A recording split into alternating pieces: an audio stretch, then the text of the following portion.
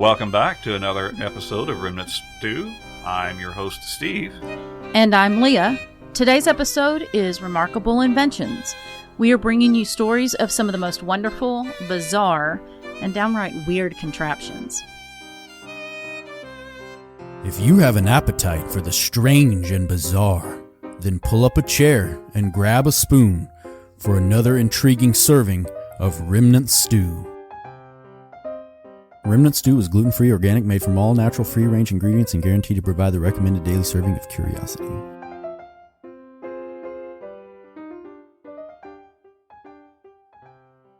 Well, first of all, we'd like to introduce a guest that we have in studio. This is my lovely cousin, Juliet, who is here from England. Say hello, Juliet. Hello. Oh, Lovely isn't that to a meet beautiful, you. beautiful accent? Well, you can't just get that on one word. Say something, say something longer. To put you on the spot. It's lovely to meet you. Thanks for having me in your country. We love having Juliet here today. Thank you for coming in. Thank you so much. And she's been here 10 days, and her baggage just arrived today, so that's been really exciting. That's exciting crazy. To see her in something other than black pants. So, well, now let's look at our calendar. It's mid-May, so happy mid-May to everybody. Saturday, May the 15th, is Armed Forces Day, and it's also International Day of the Family. Okay. And it's National Chocolate Chip Day. Now that I can get behind. Exactly. Every time. National Chocolate Chip Day celebrates and recognizes chocolate chips, an ingredient that takes part in many of our favorite desserts. The first Cookies. chocolate chip recipe appeared in Wakefield's Tried and True Cookbook in 1938. The popularity at the time was enormous. Afterwards, chocolate chips grew massively to become what is today an indispensable topping on most desserts. National Chocolate Chip Day is celebrated every year on May 15th. So have some chocolate chips today. Are chocolate chips popular in England, Juliet? Yes, but I don't think as popular. Probably not. Probably more popular Probably here. not. Well, now, May 17th is Happy Norway Independence Day. So we want to say Happy Independence Day to all of our friends listening in the fjords. And May 20th is this is a good day, National Rescue Dog Day. I love that kind of day. Right. This is an important holiday. National Rescue Dog Day brings awareness to the large number of dogs that are currently on dog shelters' waiting lists to be adopted. Tales That Teach Incorporated promoted the observation beginning in 2009. National Rescue Dog Day celebrates not only the dogs waiting to be rescued, but also their importance and their potential benefit to society. The observance occurs annually on May 20th.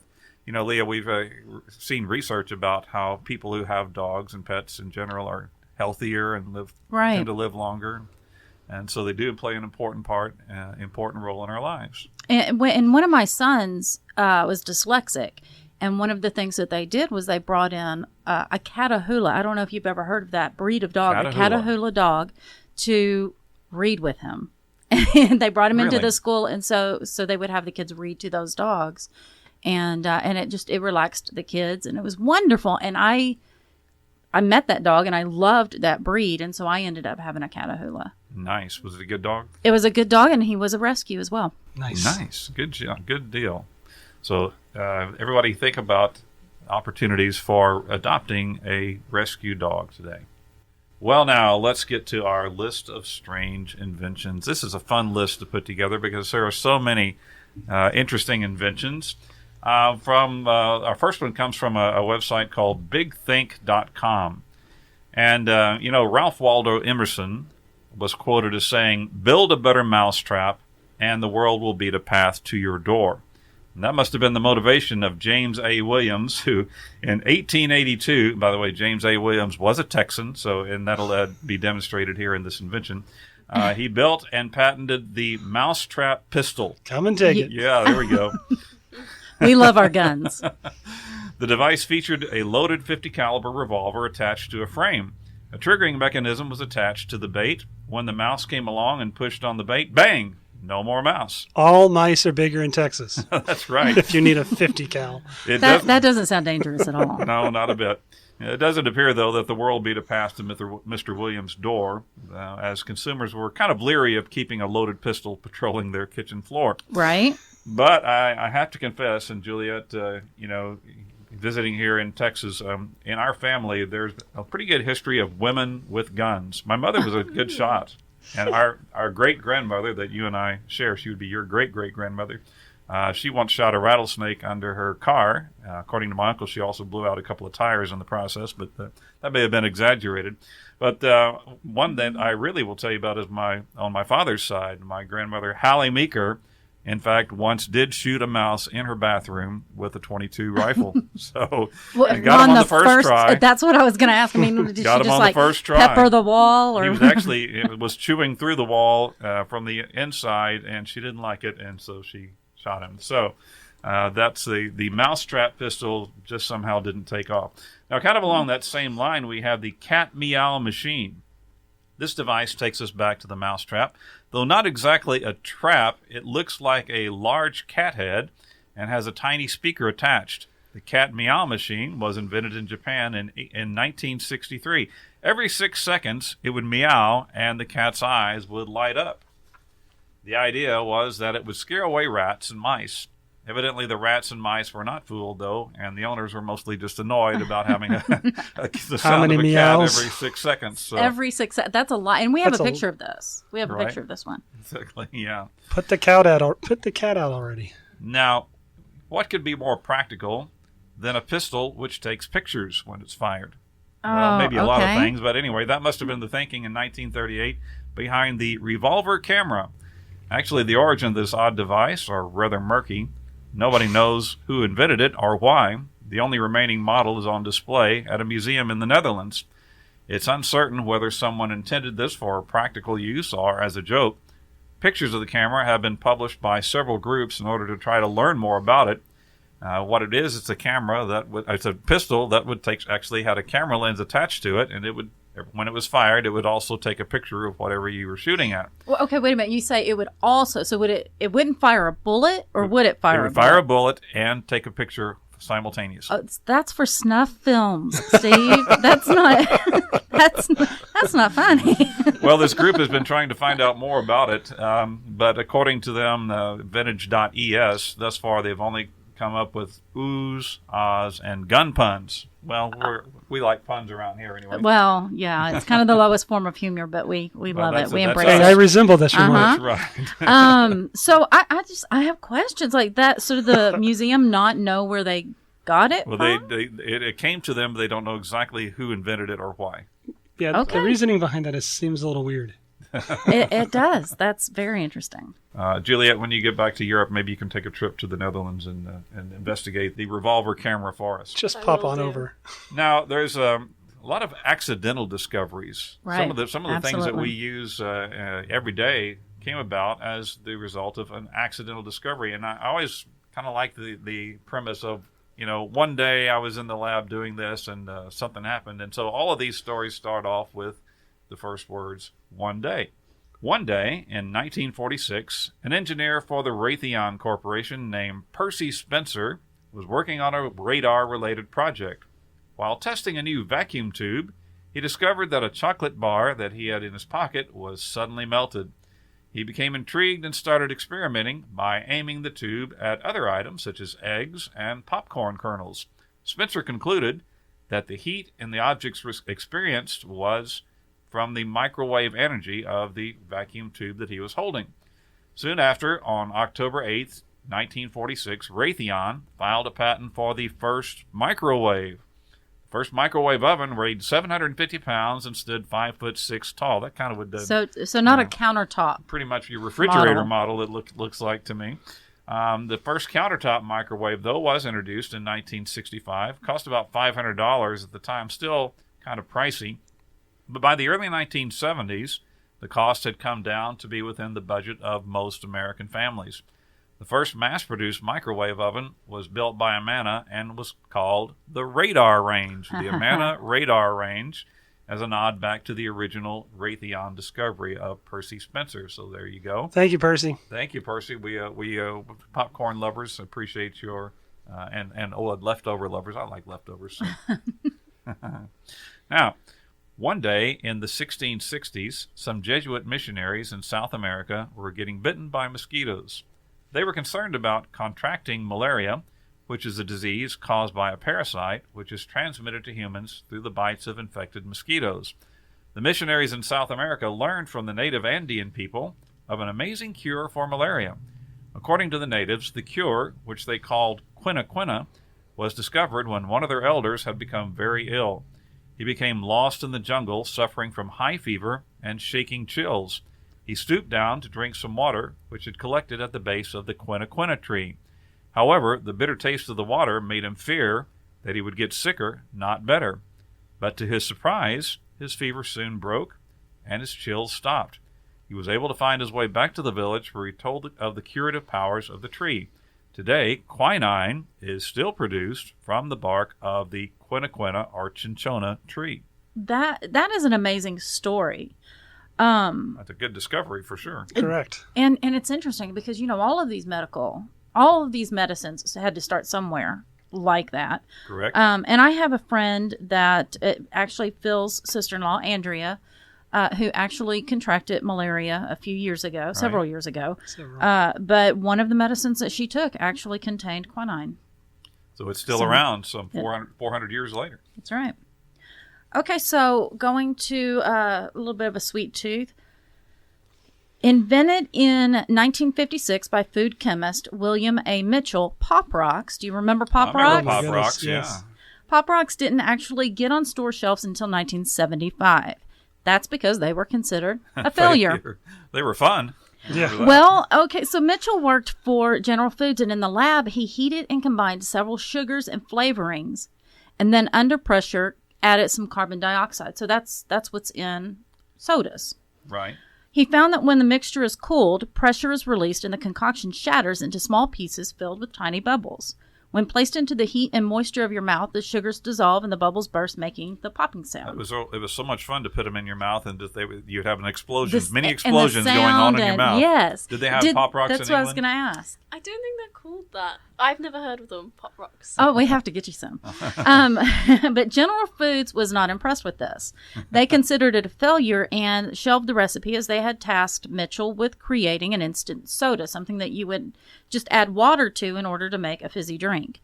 They pushed Mitchell to create something useful, so he went on to invent Tang. Do you remember Tang? I remember Tang. Yeah, it was popular. The astronauts. That's right, the drink of the astronauts. Right. And he also invented Cool Whip. Well, we thank him for both of those. Exactly. I love Cool Whip. But secretly, they patented the quote-unquote failed experiment. It wasn't until 1975 that someone realized it made for a really nifty candy. And they began mass producing it, and Pop Rocks became an instant hit. Oh, you know what they thought? These kids in the 70s, they'll go for anything. Take that. Well, okay, that's funny that you say that. You remember that Life cereal commercial? Mikey likes it. Yeah, Mikey will eat it. Let's get Mikey. He so won't try it. there's a Pop Rocks connection to it. All right. We enjoyed Pop Rocks when we were kids, because I remember that. Right. But then they were discontinued in the mid-'80s. And because there was great fear that they were dangerous. Oh, I think I remember that. Yeah, there was an urban legend that made the rounds that the actual kid, the actor, Mikey from the Life cereal commercial, died when he mixed Coca-Cola with Pop Rocks. Supposedly his head exploded. Not true. It's not true. Because I did it a lot. Of course you would have, Phil. Wow. Phil had a wild time back in the 70s. So, while completely untrue, the sales of Pop Rocks dropped off, but they are making a comeback today. Well, I'm happy to hear that. So I'm glad to go out and get some after the show. I remember people thought they would emit carbon monoxide. Somehow when they exploded in your mouth. There was all kinds of urban legends about it. Well, one day in 1941, a Swiss engineer named Georges de Mistral went for a hike in the Alps with his dog. When he returned home, his pants and his socks and his dog's fur were covered in tiny stickers. He took a look under a microscope at the small burdock burrs, and he noticed that the little seeds were covered in small hooks. which is how they became attached to the fabric and fur. After noting how firmly those little burrs attached to the fabric, he decided to create the material that we now know by the brand name of Velcro. That's right. It became popular after it was later adopted by NASA and became commonly used on sneakers, jackets, and so much more. I think I remember the first time I saw Velcro was in a gym class in elementary school when our teacher had us playing flag football. She had put all these little belts, and the flags were stuck on with Velcro. I thought, oh, this is nice. Well, as a mom that had 3 little boys, all at the same, not at the same time, they were very close in age, and we had to get on shoes and get out the door. I was very thankful for Velcro shoes. Right, and the older I get, I might get there again. So. So I like this next one. Oh, yeah. Okay, one day in 1878, chemist Constantine Fahlberg was working with some compounds at the Johns Hopkins University lab. 1878 now. This is a long time ago. At the end of the day, he forgot to wash his hands. You know how those absent-minded professors can be sometimes. Forgot to wash his hands before he went home. That night at dinner, he picked up a roll and discovered that it tasted unusually sweet. Then he picked up a potato, and it tasted sweet, too. First of all, okay, who's picking up potatoes with your hands? Right. This is on, so Professor unsanitary. Man. Definitely a hands-on. Very much. Realizing that he... that was bad, I'm sorry. Realizing that he must have had some kind of sweetening substance on his hands, he went back to work the next day and began tasting random compounds in the lab. And if you've ever been through science class, even in elementary school, that's like Science 101. Don't taste don't put things in your mouth in the science lab. Well, that didn't stop Mr. Fahlberg. He found a compound made of sulfozoic acid with phosphorus chloride and ammonia. That's good for you right there. And that duplicated the sweet taste that he had experienced the night before. In 1884, he was awarded a patent for saccharin. It became very popular during World War I when sugar was rationed, and today it is the main ingredient in Sweet and Low. Yeah. And so, okay, I don't love Sweet and Low. I only like it in my coffee. But when my husband goes to make me a cup, he's like, I'm poisoning you. He feels like he every time he puts it in there, he's poisoning me. So he's not a big fan of Sweet and Low. It's been around since 1870. The guy licked it off his fingers when he left the lab. So and it doesn't say that he died, at least not then. not right then, anyhow. Only in large amounts, yeah. Large amounts. But I drink a lot of coffee. So. Well, one day in the 1930s, Noah McVicker, who worked at his brother's soap company, developed a molding compound that he thought would be ideal for cleaning wallpaper. It turns out that he was right. It appears that soot from wood and coal-fired stoves tended to leave a coat of soot on decorative wallpaper. As early wallpaper had paper backing, they couldn't be cleaned with water, or they would dissolve. The doughy molding clay was perfect for cleaning the wallpaper without damaging it. However, with the advent of vinyl wallpaper, which could be wiped down with a wet sponge, there was no longer a need for McVicker's compound. However, Noah's nephew's sister-in-law, did you follow that chain there? I did. I got that. She was a kindergarten teacher named Kay Zufall. She discovered that her students loved making decorations and models out of the compound. She convinced the McVickers to market it. The McVickers decided to remove the detergent and add coloring, and after Kay suggested the name Play-Doh instead of Kutal's rainbow modeling compound, I think she was onto something good there. Their original suggestion, the clay that we know and love, was created. Did you grow up playing with Play-Doh? I did. I love Play-Doh. I do. I love Play-Doh too, and it's changed over the years. It does not smell the same because you've got that nostalgic smell, Play-Doh smell, and it doesn't smell the same. So they must have changed. I guess they keep working with it, but my students today are still love Play-Doh. I still see them playing with it. And now for something completely off topic and off kilter. Brace yourself for the oddity du jour. Okay, so for today's oddity, you mentioned on our calendar segment that it was National Rescue Dog Day. Yeah. Well, what about the poor kitties? Yeah, we got cats in our house too. So. Okay, so that we're gonna celebrate the cats. So Ypres is a city in the county of Flanders in Belgium. Have you been to Belgium? I have not been to Belgium. Have you been to Belgium? It's right across the channel.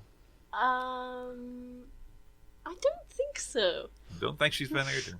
Well, this city, Ypres. Okay, it's called Ypres, but it's pronounced. I mean, it's that's how it's pronounced, but it's spelled Ypres. Ypres, okay. Yeah. Ypres, but it's Ypres. Right. So yesterday was Sunday, May 9th, 2021. The city of Ypres had their festival of cats called Kattenstoet. I'm sorry, what? Okay, I now listen. I'm probably butchering this. Spell that for us. Kattenstoet. It's Kattenstoet. Okay. The Parade of Cats is not an annual event. It only happens every 3 years. It's been held on the second Sunday of May since 1955. But only every third year. Only every third year. And I have an idea about why that is. Okay.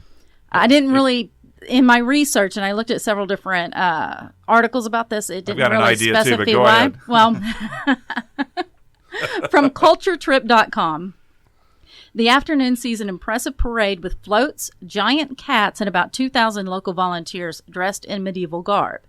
The highlight of the day comes when the procession arrives at the bell tower, okay, and the jester climbs to the top of that tower and throws plush cats, so stuffed animals, into the sea of people on the market square below, and whoever catches a toy gets to make a wish. So he throws stuffed cats. Stuffed cats, animals, but like stuffed toys. Animals, yeah, stuffed okay, animal not toys taxidermy. Off the tower. Right.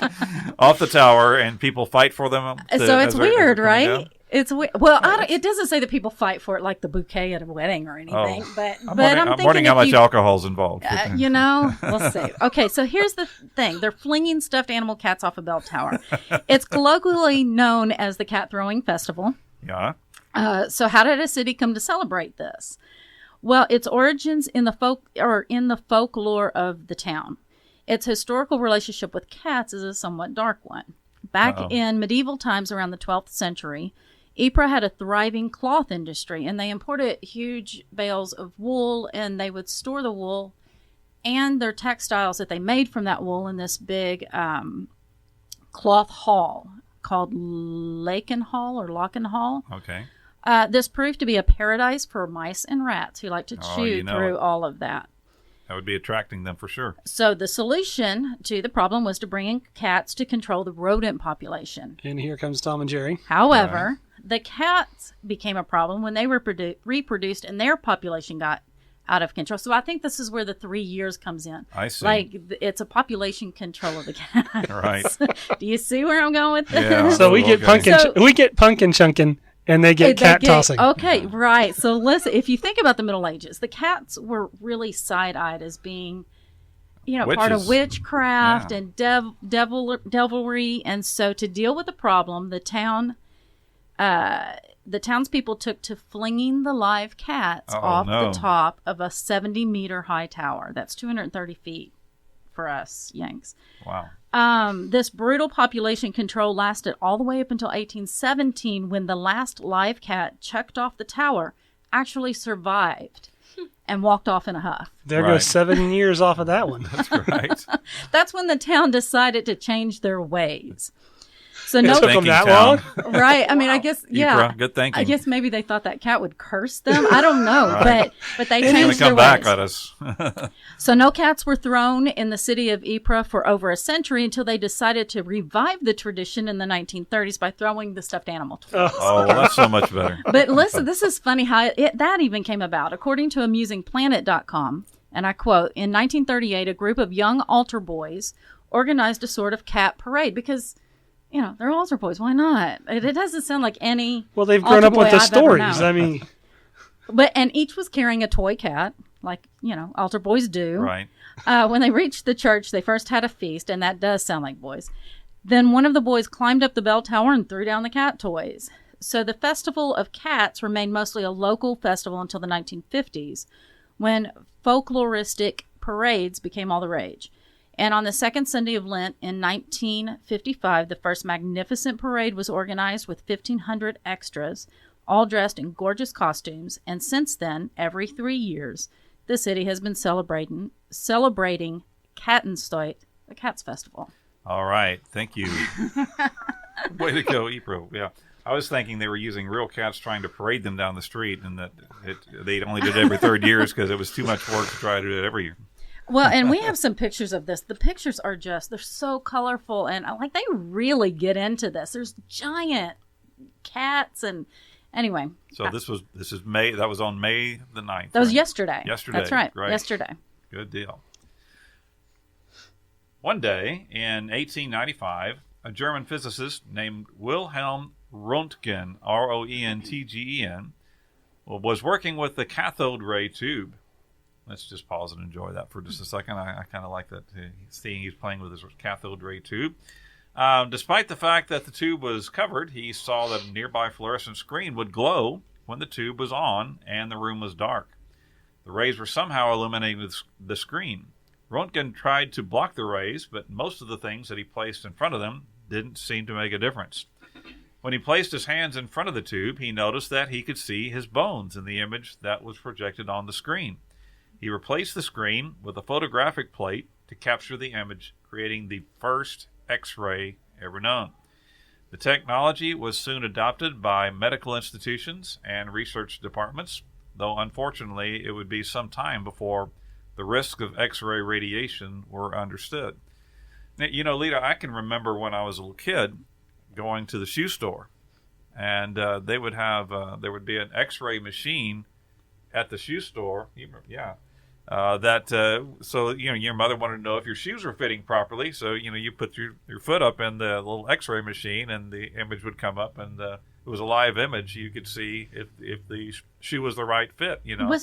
Wasn't it called a fluoroscope or something like maybe that? Maybe so, something like that. I remember hearing about it. That was before my time, but it was more of a gadget, just to bring you in, than to actually see if your shoes were fitting. Well, I don't know but about. It was a cool thing. It was sold to mothers as, okay, you can stick your foot in it. We'll see if it fits. See if the shoes fit. Right, and so they were very lax about X-rays for a long time. Didn't realize the damage that overexposure to that would bring about. So did you know that you can create X-rays using Scotch tape? No, tell us about that. Do you remember our All Aglow episode? Oh, yeah, that was a great one. We talked about when you bite down on a wintergreen lifesaver candy. Kinetic energy. You create a small glow that can be seen in the dark. So if you can stand in your bathroom with the lights off and look in the mirror and bite down on a wintergreen candy, and it creates a glow that you can see. Right.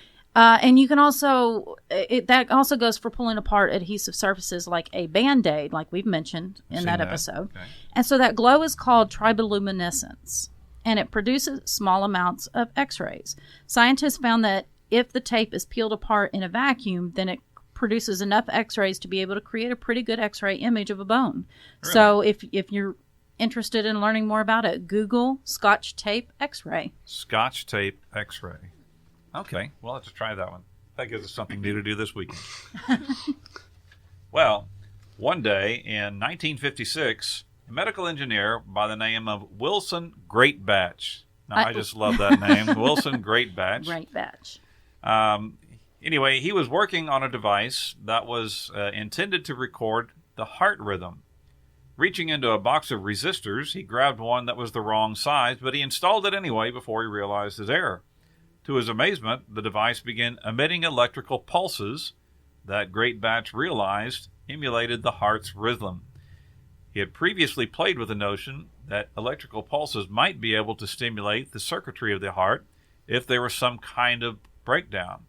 The device that he had inadvertently created in his lab was much too large to be of practical use, but it gave him the idea that perhaps a smaller version could be created. So he got to work on that. And within 2 years, he had a version that was successfully inserted into a dog. Soon thereafter, the pacemaker became available to help extend the lives of millions of people. According to SurgeryEncyclopedia.com, every year 100,000 pacemakers are installed in the United States alone. Wow. So this is quite an invention by accident, and quite an accidental discovery. Well, kind of on that line, sort of a related note, since my British cousin is here.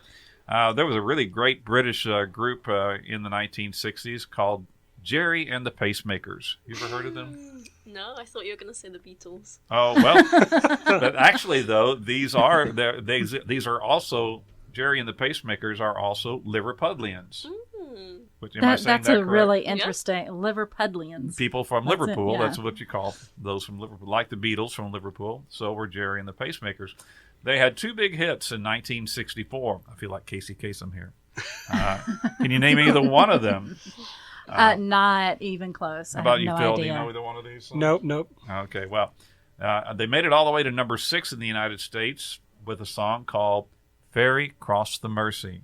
Now, you might not recognize the name, but if I sing a little bit of it, maybe you might hear it if you listen to oldies stations. So ferry cross the Mersey, 'cause this land's the place I love, and here I'll stay. Heard that? Yes, I've heard this. Have you? Because Yeah. no, that doesn't. Okay. I've never heard it. Well, maybe you heard their other hit. This one went going all the way to number 4 in our countdown. This one made it all the way to number 4, called "Don't Let the Sun Catch You Crying." I never heard of that, but I'm going to have to look these up. Don't let the sun catch you crying. The night's the time for all your tears. That's a little bit of it. Phil, do you recognize that? No, I don't recognize Well, the y'all are first younger one. than me, so that's no fair. Anyway, on to the next one. One day in 1928, Sir Alexander Fleming was distracted in his lab. That's not a good thing. No? Oh, no, it's great. Well, in this case, it was a good thing. He was a professor of bacteriological studies at St. Mary's University in London. You know where that is? Whoop, whoop. Yes, I do. Julia just graduated from London College, right? University of London. University of London. He had always been interested in the nature of bacterial action of the blood and in antiseptics. He had been a captain of the British Medical Corps during World War I, focusing on improving the treatment of battlefield wounds. But now back to 1928, he was distracted one day, and some mold began growing on his petri dishes of Staphylococcus bacterial colonies. That's staph. Yeah. Well, when he discovered this, he decided to try to salvage some of the colonies from the mold for further research. But that's when he noted that the mold was actually repelling the bacteria. The mold turned out to be a very rare strain of penicillin. The new wonder drug was introduced in 1942 and is thought to have saved over 100,000 lives of Allied soldiers during World War II. Oh, all because he was distracted one day in the lab. That was a nice discovery by accident. Absolutely. Well, one day in 1894, John Kellogg and his brother William put some wheat on the boil. Like you do. Right, for sure. Bored. Okay, I got to just stop you right there. John Kellogg was really a bizarre character. He really was. Right. Yeah, they were kind of way out there in some of their ideas. In fact, at the time, John was the medical superintendent at Battle Creek Sanitarium, a health facility based on Seventh-day Adventist principles. Well, they were trying to come up with a diet for patients there, but they left the wheat on for too long. When they tried to roll it out into dough, the wheat separated into flakes. The brothers discovered that they could bake these flakes into a crispy treat. Later on, they tried the same thing with corn, and voila, cornflakes! Nice little accidental discoby. They're great. And then you just add some sugar to it, and it's even better. Maybe some Sweet and Low. And by the way, Kellogg's, if you're looking for a podcast to sponsor, we'd love to talk with you. Now, one day... Or about you. Whatever. One day in 1859, a 22-year-old chemist named Robert Cheesebro. Cheesebro. We got some really cool names in this episode. Yeah, we love that name. Anyway, he was investigating an oil well in Pennsylvania. He overheard the workers on the rig talking about a strange jelly-like substance that was appearing on the drill rods and gumming up the mechanical equipment. However, the rig workers, or roughnecks as we call them here in Texas, reported that this jelly had soothing qualities when used to treat cuts, burns, and wounds. Cheesebro took some of the substance back to his lab to experiment with, and he called it petroleum jelly. And it's the substance from which we get Vaseline. That's right. Nice discovery there. And by the way, Vaseline, if you're looking for a podcast to sponsor, we'd love to talk with you. Okay, so... We're just opportunists. Not equal, just opportunists. We're looking for sponsors. How about that? Innovative inventions. So while we're on the topic of medical inventions, these next ones are not accidental, but they're pretty innovative. Incubators. So the story isn't so much about an invention as it is about the determined and innovative way a doctor created interest in a life-saving invention. Most people are now familiar with incubators. Incubators, right. The box-like crib for babies born prematurely. Today they have all kinds of features, but the main function is that it warms the baby and greatly increases their survival rate. And incubators are now a fixture in NICUs all across the globe, but it wasn't all that long ago that doctors consider, or at least doctors in the United States, considered preemies a lost cause, and little was done to try and save their lives. So a man named Martin Corney, who studied medicine in Europe, but when he immigrated to the U.S., his schooling was not recognized, so he was not considered to be a doctor. He was, however, a huge proponent of neonatal care and a huge advocate for the fairly new invention of the life-saving warming incubator. So warming boxes had been used by farmers for years to help hatch eggs, but the contraptions were not so easily adopted by the medical society of the time. And this was around the late 1800s, early 1900s. And the medical, I hate to say it, but the medical community really isn't. They're very slow to adopt, take on new things. Yeah, to adopt new things. And the United States has had that reputation. They're that way today. Right. And so they were that way back then, too. So in order to prove the results of the infant incubator, Corney decided to do something kind of drastic. He opened a sideshow attraction. Oh, There's really no other word for it. At the Coney Island Amusement Park in New York, with a sign that read, "Baby Incubators, all the world loves a baby." Corney, along with a team of dedicated medical staff, including 2 doctors, displayed preemies in their incubators for the public to view. Well, he was a promoter, that's for sure. He was a promoter. This is the way he set this up. Okay, so although it was a sideshow, the facility was state-of-the-art, with the health of the infants being the top priority. So who in the world would agree to put their medically fragile infants in a sideshow? Well, parents whose only other choice was to wait for their children to waste away and die. Right. You're looking for any help, I'm sure. And the care of the infants was expensive. I think it was about $15 a day. But Corney did not charge the parents of the children. The funds were provided by the people that came to see the babies. That's amazing. What Corney, a great idea. This is a quote. Corney was an unlikely medical pioneer. He wasn't a professor at a great university or a surgeon at a teaching hospital. He was a German Jewish immigrant, shunned by the medical establishment and condemned by many as a self-publicist and charlatan. But this charlatan managed to save the lives of 6,500 babies with his Coney Island sideshow and had a success rate of 85%. That's pretty amazing. He also got the attention of the medical community and was key in getting the care of premature babies to be a routine part of medicine. So he, in fact, saved countless more lives. It was amazing. So if you happen to have been born prematurely or have any preemies born in your family, then you owe quite a debt to Martin Corney. I've known several that were born prematurely. I was born prematurely. You were? Yes. Martin Corney. Okay, so this next one is really gnarly. The chainsaw was originally invented as a surgical device to course, assist. Why not? A surgical device. Okay. It was a surgical device. Put a V8 on it. To We'll take care of assist that. in childbirth. Oh. So yeah, childbirth is pretty gnarly experience to begin with, and that's if everything goes right. But there are a lot of things that can go wrong that a doctor has to be prepared for, and one of those things is if the baby is larger than the birth canal. Today, it isn't really a problem because cesarean sections are pretty common. That's where the baby's, of course, pulled through a surgical incision in the abdomen. But before the common use of the cesarean section, all babies had to be passed through the birth canal, and if that baby was breech or too large and became stuck, it was often a death sentence for both mother and child. Oh, yeah. And for a long time... One of our grandchildren was coming that way, I think.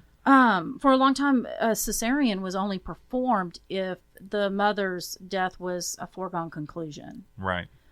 Anyway, so this is when doctors would use a small knife to remove small parts of bone and cartilage to create more space for the baby. This is called a symphysiotomy. Symphysiotomy.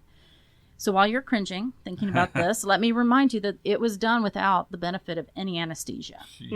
That's right, and in the middle of childbirth. So it stands to reason that doctors would want to make this as easy and as quick as possible. And that's where the 1780 invention of the chainsaw comes in. Okay. And this wasn't the loud, gas-powered, pull-start, lumberjack contraption that you're thinking of. It's like, wait for me to start this up. Dang it, the choke's open. Two Scottish doctors, John Atkin and James Geoffrey, I think I'm pronouncing that right, created a hand-crank-powered saw that looked like a modern-day kitchen knife with the little teeth on a chain that wound around an oval. It was so innovative in quickly cutting through bone that it became used for other things like amputations. So then someone noticed it worked, really well on wood too. Sure. And the tool became larger, more powerful until it evolved into the power tool we're familiar with today. Amazing. Luckily, with C-sections being as routine as they are, symphysiotomies are no longer performed. But think about having to undergo one of these procedures. I think a doctor having to saw through a bone would be a hair-raising experience. That's why they were referred to as sawbones. The old sawbones. Oh, yeah. And a little aside to that, this is a funny story I came across. Amputations had to be done quickly. Back then, Dr. Robert Liston, a doctor with a practice in London in the 1840s, was known to be the fastest knife in the West End and could amputate a leg in under 30 seconds. Wow. Because think about it. If you had to have an amputation and you didn't have it over with anesthesia, fast. Yeah. you can a doctor can cut through muscle and flesh pretty quickly, but that bone, you're going to feel every single saw. So this doctor became very popular if you had to have some kind of amputation. So from the Daily Mail, Dr. Liston once performed a leg amputation so fast that he accidentally removed one testicle as well. And listen, during another surgery, and so these are his failures. I'm just going to say that he really was a popular doctor. You would point out the guy's failures, right? Yeah. But these failures are they're so funny. Sorry. Okay.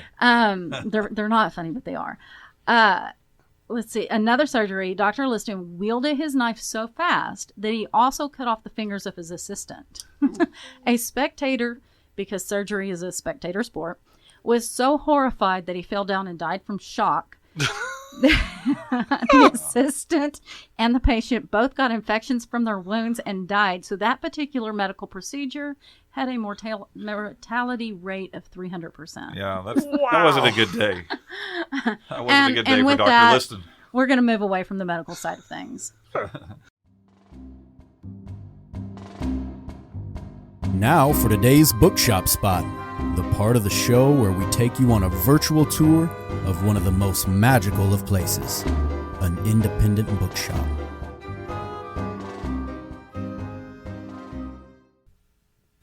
So today's bookshop spot is way up in Alaska, Homer, All right. Alaska. Homer, Alaska? Homer, Homer, Alaska, and it's called Homer Bookstore. Nice. The Homer Bookstore is located, it's 332 East Pioneer Avenue. So in Homer, it's located at the tip of the Kenai, I hope I'm saying that right, Kenai Peninsula? Peninsula in south central Alaska. Okay. The Sterling Highway is the only road into and out of the town, so Homer is nicknamed the end of the road. End of the road, okay. The store got its humble beginnings as 2 book racks in another store, but the official bookstore opened in 1974. We've been featuring Yeah, that's been around a long time. Okay, there it is. I see some really resilient stores. The current owner is Lee Post, along with Sue Post and Joy Stroyek, and I apologize if I'm butchering that. The store has been in the Post family since 1978 when they bought it from the original owners, so they've owned it almost the whole time. That's a long time for a bookstore to thrive, especially in a town of less than 6,000 people. Right, and it looks like it's in a gorgeous area too. Yeah, I looked it up. Lee says that they have had, even though it's on a town of less than 6,000, they've had more than 100 writers call Homer their home. They're homers then, is that right? And listen, I would love to take a writer's retreat, and I would head straight to Homer and visit the store. You would not be disturbed, I think. Yeah. It's either the beginning or the end. There you go, the end of the road. So if you can't get all the way to Alaska to visit, you can take a virtual tour of the shop on their website, I'm looking at it right now. homerbookstore.com. Oh, look, they've got is that a seal or a walrus? No, it's an otter. Oh, it's an otter. It's an otter. Okay. On the It's sign. an otter on their sign. Yeah, thank you. Is that a walrus? Well, really? I didn't have my glasses on. I'm sorry. You can purchase books online and also connect with them on Facebook. Nice looking place. Homer Bookstore. Yeah, it's something that we enjoy now. Okay, let's go back to Sweet Tooth. M&M's. Yeah, how about So that? everyone, you know M&M's, right? I do know M&Ms. M&M's are happy little innovations that Exactly. made their debut in 1941. From riverandраpids.com, we know that the candy maker and chocolatier Forrest Mars Sr. created the candy as a way to ship chocolate to the soldiers fighting in the Spanish Civil War. The candy coating made it harder for the chocolate to melt all over and ruin the candy. The United States Armed Forces took note and sent M&Ms to their troops during World War II. During the war, M&Ms were exclusively sold to the military. And so, Stu, do you know what the two M's stand for? Mars and something, right? That's right. That's right. And a lot of people can get the Mars part. They got the Mars part. It stands for Mars and Murray. Mars and Murray, that's right. And Murray is Bruce Murray, son of Hershey president William Murray. Okay. Mars formed the partnership because he smartly anticipated a chocolate shortage during the war. Mars later bought out Murray when the chocolate rationing came to an end. Oh, and M&Ms are just as good today as they were when I was a kid. Oh, Just as good. they really haven't changed at all. They're just. And by the way, M&Ms, if you're looking for a podcast to sponsor, we'd love to talk with you. Well, let's talk about Heineken if they're looking for a podcast. Okay, so Heineken I'll take beer. the M&Ms. Heineken is a Dutch beer or lager that began production in 1873 by Gerard Adrian Heineken, Right. and is well recognized by their signature green bottles. I've seen them, yes. So in 1960, Alfred, or Freddie as he was known, Heineken, Gerard's grandson, took a trip to the island of Curacao. Is that how you pronounce that? Curacao, I guess. Yeah. Curacao? I've never heard of that. Anyway, it's an island in the Caribbean Sea. He was really disappointed, though, by the fact that he couldn't walk on the beach without stepping on all this trash. He was alarmed to find that a lot of the trash included certain green beer bottles. Oh, no. So another thing that struck him on that trip was the living conditions of the surrounding impoverished communities. So what did he do? He went home and he designed the WOBO, or the World Bottle. Okay. WOBO was the nickname for it. Right. It was a square bottle intended to hold the Heineken beer, but then also instead of being thrown away, it could be used as a brick for building things. A building material beer bottle. It had interlocking grooved surfaces that could be stacked and mortared into place. And a 10-foot by 10-foot shack would approximately take 1,000 bottles and a lot of beer consumption. It's a To be 1,000 bottles of beer on the wall. Thank you. Oh. Philip. That's two, folks. That's two. It was one of the first eco-conscious packaging designs out there. Unfortunately, Well, he definitely was green. it was a green. It was a green right. design. Green design. Unfortunately, the bottle never actually went to market, but it did spawn a lot of imitations and interest in reusable packaging. And here's a fun fact.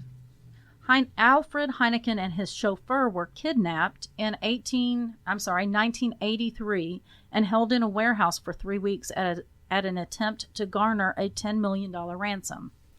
Oh, wow. The scheme fell apart, though, when one of the kidnappers mistakenly gave away their location when he called for some Chinese takeout. Oh, that's Did he order a couple of Heinekens with it?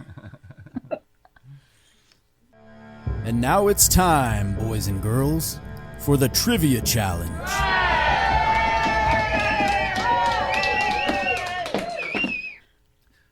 Okay, hold it down, crowd. Hold it down. Now we are ready for our trivia challenge. Yes, that's true. Go ahead. You know how this goes. This is our trivia challenge. You like and follow our Facebook page at Remnant Stew Podcast. Number 2, like and share this episode post. Put your answer to this trivia challenge question in the comments of that post, and the first person to do all of that will be the winner. Yay! Yay, winners. We love winners. So here's a question. What does wallpaper and modern shipping materials have in common? Wow, we've mentioned both of those things today, I think. That's right. Remnant Stew is created by me, Leah Lamp. Dr. Stephen Meeker and I research, write, and host each episode. Judy Meeker helps a lot with the research as well. Audio is produced by Philip Sinquefield. Our theme music is by Kevin MacLeod with voiceover by Morgan Hughes. You can connect with us through our Facebook and Instagram as well, or through our email at staycurious@remnantstew.com. Tell us anything that you would like to hear us cover in a future episode. We'd love to hear from you. Or just say hi. Well, now, before you go, please hit the subscribe button so you won't miss an episode. Please take the time to give us a review on iTunes.